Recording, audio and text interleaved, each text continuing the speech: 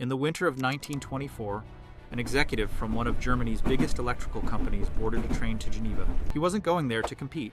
He was going to sit down with the heads of the rival companies he spent the rest of the year trying to put out of business, and quietly agree to stop competing on one thing. For years, their engineers had been making light bulbs last longer and longer. It was wonderful for the people buying them, and quietly ruinous for the people selling them. So in Geneva they drew a line.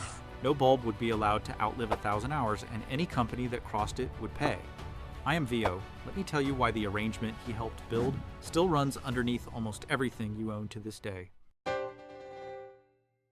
I didn't start caring about a 100-year-old light bulb deal because I read it in a book.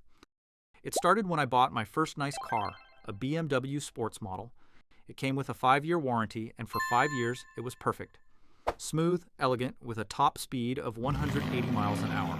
Then one day, while cruising down the highway on my way to work, I heard weird noises, and suddenly every warning light lit up on the dashboard. Just to be safe, I pulled over to the side of the road. The car wouldn't start again, the motor simply died. I took it back to the dealership where I bought it. The man behind the counter looked at the date, shrugged, and told me it was out of warranty. The repair, a whole new motor, was going to cost me nearly a quarter of what I paid for the car. And here's the thing that stuck with me. It wasn't only the motor.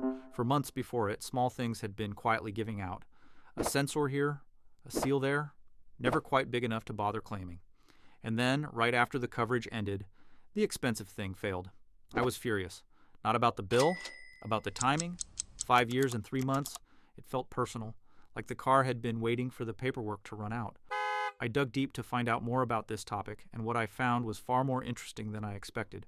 You see, nobody in a factory programmed my car to betray me on a specific Tuesday. The truth is less dramatic than that, but a lot more unsettling. To explain it, let me show you this graph. Engineers call it the bathtub curve. It has 3 parts.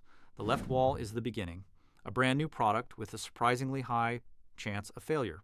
These are the units that were broken on the way out of the factory. A bad chip, a loose wire, a defect nobody caught. Engineers have a cold little name for it. They call it infant mortality. Then the floor, the long, flat, quiet middle, where the product just works and nobody thinks about it. This was years 1 through 5 of my car. And then the right wall. Parts wear out. Rubber hardens, bearings grind, seals fail.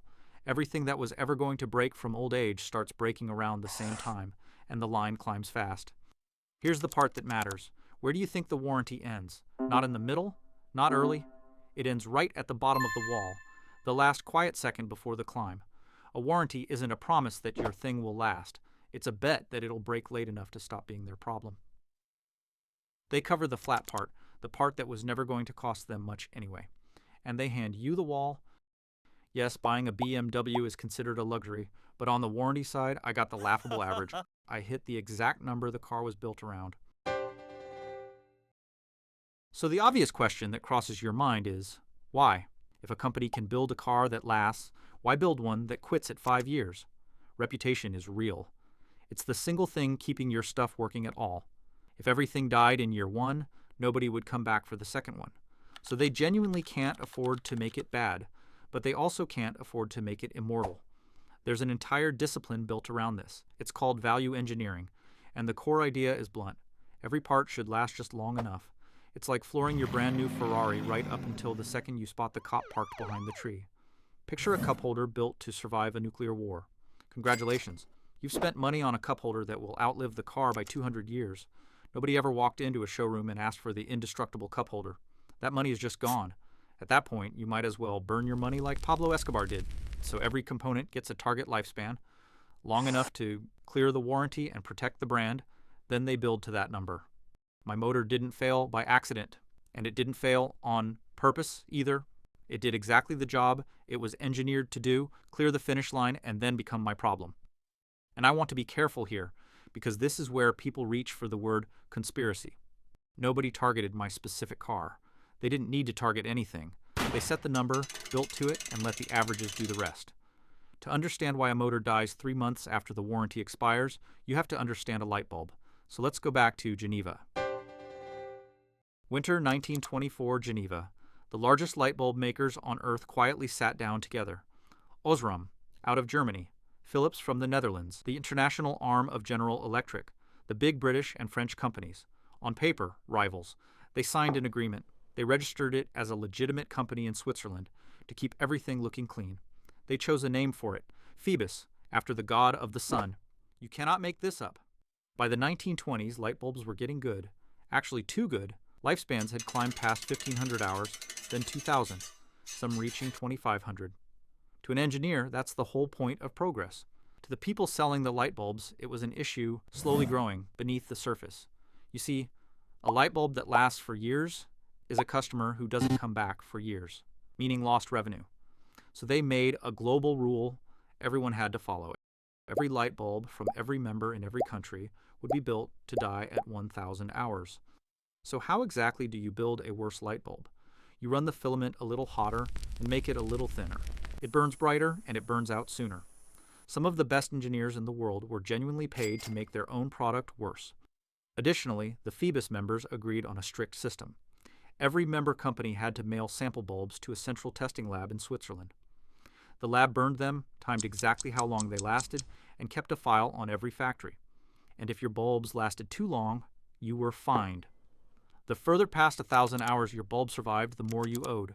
There was, in fact, a price list for the crime of making something too good.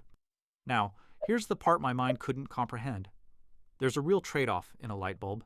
Run the filament cooler and it lasts longer, but it's dim and it wastes power. Run it hotter and it's brighter and more efficient, but it dies sooner.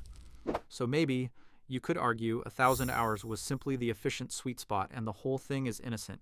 Here's what kills it. If 1,000 hours was just smart engineering, you would not need to fine people for beating it. You simply don't punish an accident. You don't build a testing lab to enforce a coincidence, and you don't carve the globe into territories and swear each other to secrecy over an efficiency tip. The fine is the confession. The long-lasting light bulb was possible, and it was better for you, so they made it against the rules. Phoebus was meant to run for decades. The plan reached into the 1950s. What ended it wasn't a regulator or a whistleblower. It was the Second World War, which pulled the members apart. The only thing that could beat the cartel was a world war. This whole concept didn't disappear. It just changed clothes and took nicer names. Today we have a new name for it. We call it product cycles. The new model under the hood does the same thing. One more thing, there's a firehouse in Livermore, California, with a light bulb hanging from a cord that has been glowing, on and off a live webcam, since 1901. That's roughly 125 years. It holds the record for the longest burning light bulb on Earth. It was made by the Shelby Electric Company, designed by an engineer named Adolphe Chaillet. He used a thick, handmade carbon filament instead of a thin metal one. It runs at very low power, and it almost never gets switched off. That light bulb is evidence that lasts almost forever was always on the table. They just decided you weren't allowed to have it. Which brings us all the way back here, to a man behind a counter sliding a clipboard toward you, because that 1924 idea never left. It just stopped being about light bulbs and became about paperwork. Let's talk about the warranty itself, because there are two of them, and they are not the same thing.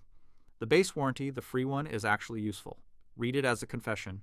It's the company telling you how long they're confident the thing will survive. The length of that warranty is roughly where they think the wall begins. They push the extended warranty at you the moment the free one is about to run out. It isn't protection. It's basically a lottery ticket they designed, priced, and expect you to lose. The people selling it are not guessing. They have the failure data, how often each part breaks and exactly when. They price the warranty so that, on average, they pay out far less than you pay in. That margin gap is the entire product. Think about what that offer actually is. A company that has modeled exactly when your machine will fail is offering to bet you that it won't. And when they're that eager to make the bet, you already know who they expect to win it. The house doesn't offer you a bet it thinks it'll lose. So what do you actually do with all this? You didn't come here to feel bad about your toaster. Here's how you stop being the average they build around. Know where you are on the curve. The most dangerous window for anything you own is the wear-out climb, and it starts the day your warranty ends. It's when the risk begins. Default to No on extended warranties. Across a lifetime of gadgets and appliances, you'll almost always pay more into them than you ever get back. It's their own math, and it's built to favor them. Insure yourself instead. Every time you'd have bought the extended warranty, put that exact money into one account instead and leave it there.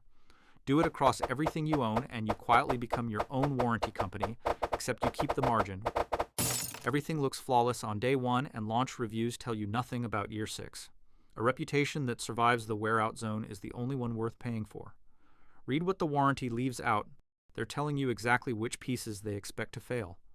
Read them like a warning, because that's what they are.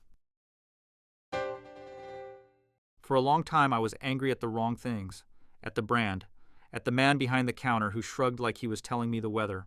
But the car did exactly what it was designed to do. The man was reading a script. Technically, nobody lied to me. They just knew something I didn't. They could see the clock. I couldn't. The anger was right. The aim was wrong. It was never the car that failed me. It's that I didn't know the cards were being dealt. Now you do too. I am Vio. Next time someone offers to protect you from a risk they designed, ask them who did the math. Hit the subscribe button if you want to stop being the average they build around